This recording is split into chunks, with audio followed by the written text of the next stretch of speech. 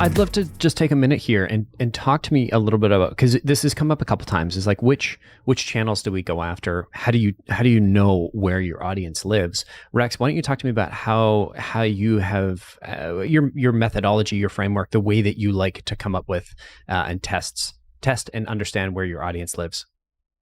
Yeah, and so the book that I co-authored was called Outbound Sales No Fluff, and in it we have the line, every channel works for some people some of the time, right? Trish Bertuzzi did some, and it sounds like a very generalized statement, but it's so important to recognize every channel works for some people some of the time. Trish Bertuzzi of the Bridge Group always does phenomenal research. Like, I just love Bridge Group research. I use it all the time in my own work. But she did some research, and I think she produced an ebook with outreach. We'll try and link to it somewhere here. But that talks about personas. So if you're a marketer, you're very likely engaged in digital marketing, which means you're on the computer, which means you're going to be using your email a lot. So marketers, you'll probably test more heavily over email. If you're a salesperson, you're typically on the phone. So you're probably going to try and reach them over the phone a little more heavily than you do another channel.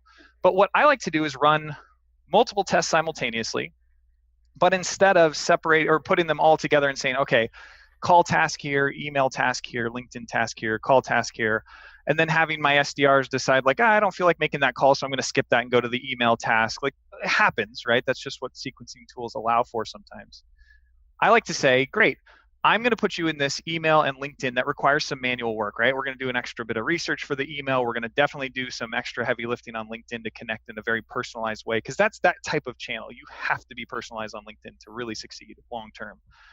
Over on the phone side, I'm interrupting your day. I don't have a lot of time or a lot of leeway, so I'm just going to try and reach you as often as I can within reason. So I might call you once a day, once every other day.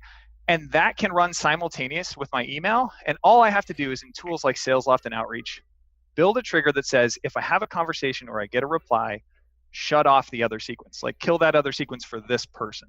So what I've been able to do is test phone very consistently and say, hey, every single day I'm going to call this person, and I've got a list of tasks so I can batch my tasks, right? I'm only doing emails all at the same time. I'm doing social all at the same time. I'm not trying to cross-pollinate all of that and get all tedious with it.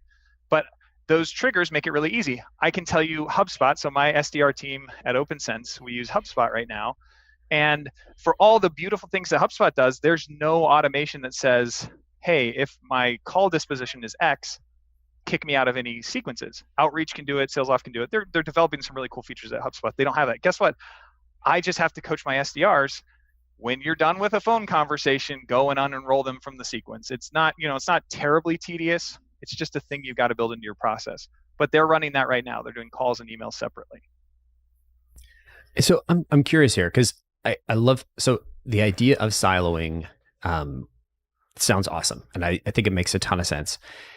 How you actually have it implemented in SalesLoft Outreach, you're not actually, so it sounds like, and help me understand this, you're not building one sequence. You're building 2 sequences, 3 sequences, all to the same customer group. And then you have these triggers that says, if it's a call, if you get a pickup of a certain sort of call disposition, then remove them from the other 2 sequences, or silence all the other sequences. Yep. And then this way, basically stop all sequences for this lead, unenroll them or unsubscribe them from any sequences. Gotcha. It's a little more manual, guys, on the LinkedIn side. There's really no LinkedIn, for how much I love LinkedIn, like they still just really aren't enabling us salespeople to use their tool in a certain way, and that's okay. But there's no way for Outreach to say, hey, if somebody responds to me on LinkedIn, kick me out of that sequence for the phone calling. So there's a little bit of heavy lifting there. But again, that's the right channel for heavy lifting, because you got to be personalized. Like it's a more human connection. They're going to see a lot more about you. So I think that's okay. Yeah. I think that's if you let us salespeople take over LinkedIn, the quality of LinkedIn goes down, and then right. LinkedIn is totally pooched. That's exactly right.